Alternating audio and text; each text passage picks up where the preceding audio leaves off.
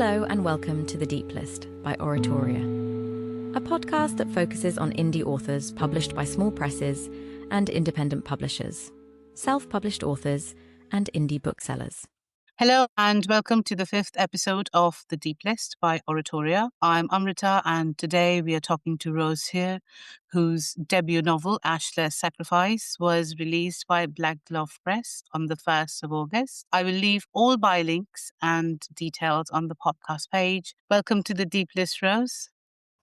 Hello, everyone. I'm Rose He, and I am a writer from China. I am also doing a PhD in neuroscience. Ashless Sacrifice is my first published novella. I originally wrote it in Chinese and later translated it into English myself. The book was released on August 1st, yesterday. So for those who are listening, we are recording this on the 2nd of August, which means it was released yesterday. How are you feeling? How do you feel? Very, very, very happy. Brilliant. Ashless Sacrifice has been described as a folk horror, and some pre-pub day reviews that are already out, they use very interesting words such as dark, disturbing, horrifyingly beautiful. And this sounds like, my kind of book, to be honest. But for listeners who want to know a bit more about the premise, what themes have you explored with the story? Well, I think the central theme of Ashless Sacrifice is sacrifice, but not only in the physical sense. The story asks what happens when a person begins to give meaning to his own suffering. Changqi is chosen as a human offering. At first, he is afraid and he wants to escape, but over time, his feeling begins to change. He starts to see the ritual, his body, and even his own death in a different way. So the horror is not only about blood or about what happens to his body. It is also about the change in his mind. My book explores faith, freedom, duty, or responsibility, and the need to believe that suffering has a purpose, has a meaning, or is worthwhile. I was also very interested in placing beauty and horror together. Some things are violent and disturbing, but they can also feel quiet, tender, or even beautiful. I wanted those feelings to exist at the same time. My preferred aesthetics in Ashless Sacrifice refer to Hell Scream by Akutagawa, Golden Pavilion by Yukio Misaka. Yeah. The idea of beauty in these Japanese works is being destroyed in its most intense and complete form. So I like it and I learned a lot. Let's talk about your main character and what kind of psychological parts did you explore to create him? Was he unruly? Did you engineer him, or did he just, when you started writing, he just took over the plot and he came naturally? Changqi actually is educated and rational. At first, he does not believe the ritual. He thinks it's very foolish and stupid. Yeah. And he does not accept what is happening to him. Yeah. But deep in his mind, he's very vulnerable. He wants to be understood. He wants to feel that his life and his suffering has a meaning. So that leads to the ending. The character, Changqi, changed while I was writing. My early plan, his change was more closely connected to what happened to his body, not his own choice. Yeah. Can we talk about the Celestial Watcher, who is also another character, very important character? Can you tell us more about her? I love Celestial Watcher. And during my translation, I spend a lot of time and make a lot of choices and selections about how to translate the Celestial Watcher, because the Celestial Watcher in Chinese means 天灵, and I didn't use the pronunciation directly because I knew it has a lot of meaning. The Celestial Watcher is not a traditional god. She is more likely a small part on the neck of something much greater. She is not a devil. She wants to help the village survive the drought or other disasters, Yeah. but her power has limits. And she cannot simply give them everything the villagers ask for. So the human sacrifice becomes a part of the ritual. And she Okay. does not ask for the sacrifice out of cruelty. And she made the offering suffer less because she is kind by nature. And she I see. tries to keep Changqi calm and comfortable. It's excellent. Yeah, that's a very layered villain. This is your first novella, but can you give us an idea of what kind of works you've written before, whether in international markets or in China? Before Ashless Sacrifice, I wrote Yes. only in Chinese. I wrote several romance novels, each around 50 to 70,000 in Chinese characters. And I did not try to publish them. I mainly shared them with my classmates and my close friends.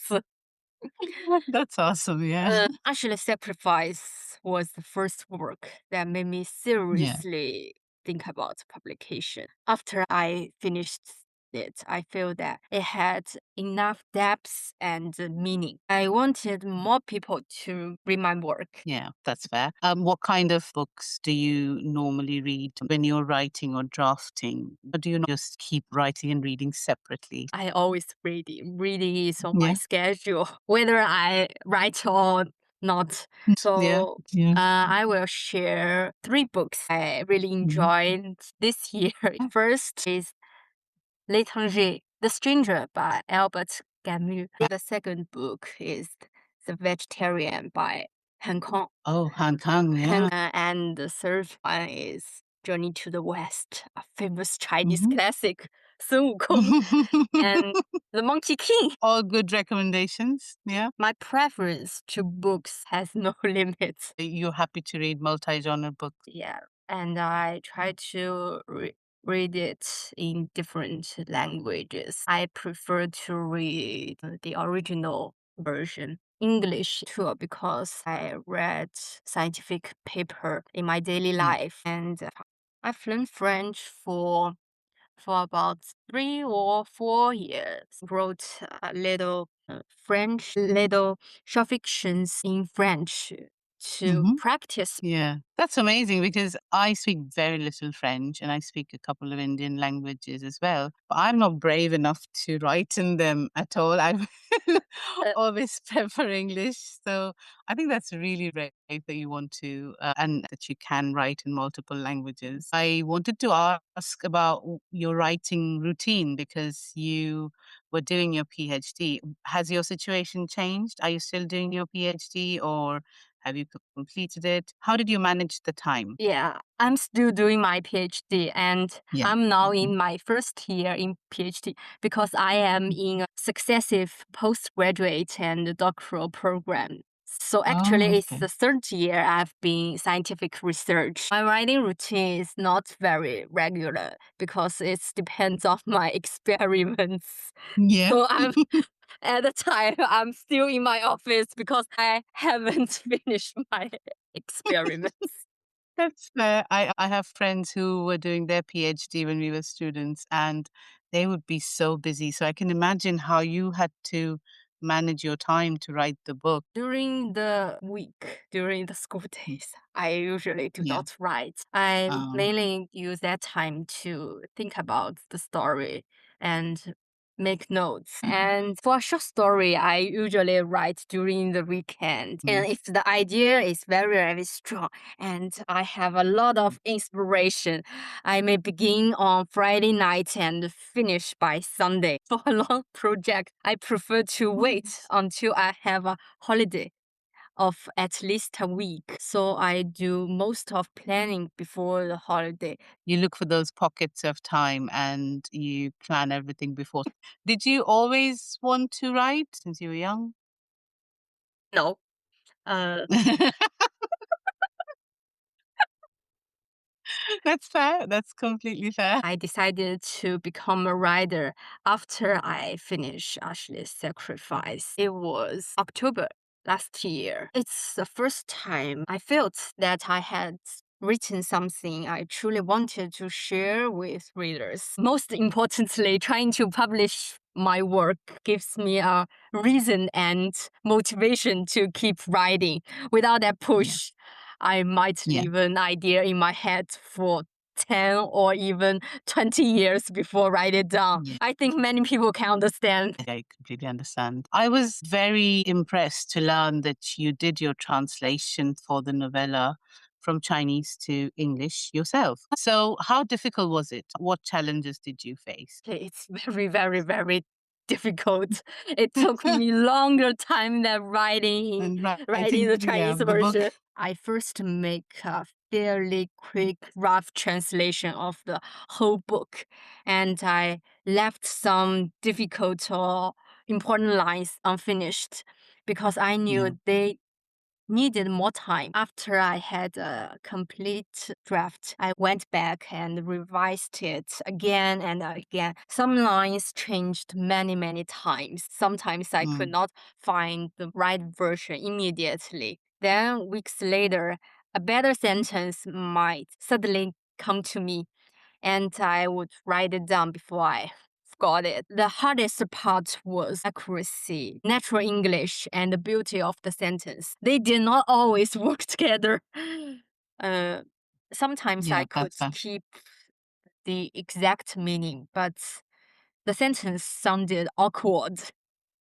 mm. Sometimes the English sounded beautiful, but it moved too far from the Chinese. So I had to decide what was most important in each thing. The two versions are not exactly the same, but the Mm. difference are the one I can accept. That's Except, why yeah. I chose to translate it by myself. A Yeah. translator may make a wrong choice. But they might want to stay as close to your version. They might want to do a direct translation instead of changing the version a little bit to suit the language. What was your publishing journey like? Like you went with Black Glove Press. How have they helped? Were you looking for a small publisher or a traditional publisher? Were you looking to self publish at any point? I really like the question, and I'm Mm. very, very happy and grateful that you asked it. When I finished writing and translating the book, I suddenly Yeah. realized I had only taken the first step. I had a finished English manuscript, but I had no idea what to do with it. At Yeah. first, I did consider self-publishing. And I also post a few chapters on an online fiction platform to see whether anyone else would read them. But there was little response. So I decided that I should try to find a publisher. In the Mm. beginning, I simply search online for presses that published horror or novellas. Later, I also find some new presses through Instagram. At the time, I knew almost nothing about the English language publishing world. I did not know about websites such as the Submission Grinder, Trailsub, or Dotrip, Yeah. or Submittable. I Yeah. had no clear map. I simply sent the book to any suitable press that was open for the submission. And as for Black Glove Press, the submission process was very stressful. For about 3 months, I Yeah. checked my email several times every day. That sounds like every submission process. So Black Glove Press chose me. I Yeah. feel incredibly lucky that they did. The book spent a little over 4 months looking for the home, and now I understand that was actually quite fast. Yes. At the time, though, every day felt very, very painful. I just That was fast. simply Yes. waiting for someone to say yes, acceptance. That's absolutely understandable. Yes, it does feel like that. What has your experience been with them? My experience with Black Glove Press has been very positive. The Yeah. editors, Stephen, Hazel, and Georgia, have been kind, honest, and efficient. I did not expect the book to move from acceptance to publication so quickly, and I also very happy that writing this book allowed me to meet such lovely people from the other side of the world. That's amazing. Yeah. Really, really thanks them. There was another unexpected kindness during the process. When I was receiving many rejections, I also contacted some presses that did not have a clear open call. One of them was Dim Shaw's. Its editor, Sam Cohen, was very, very kind to me. He offered encouragement and helped me in several ways, and later gave the book a blurb. So that's a great deal to me. And that is a great deal. Yes, absolutely. What are you working on now? For now, I am mainly writing short fiction for English language readers. My readers. longer projects are Chinese romance novels. I have many ideas and unfinished stories, but describing my plans too clearly makes me feel under pressure. But I can promise that I do not want to be the kind of writer who leaves every story unfinished. That's in China called 有坑不填. That means you dig a hole and you left it. Understandable, yes. Rose, thank you so much for talking to me about yourself and your book and your publishing journey. It was very exciting to interview someone from the other side of the world to understand their perspective on Western publishing. For those of you listening, we have been talking to Rose here, whose debut novella, Ashless Sacrifice, is now out with Black Glove Press. We will add all links and details to the podcast page on oratoria.substack.com. Thank you for listening.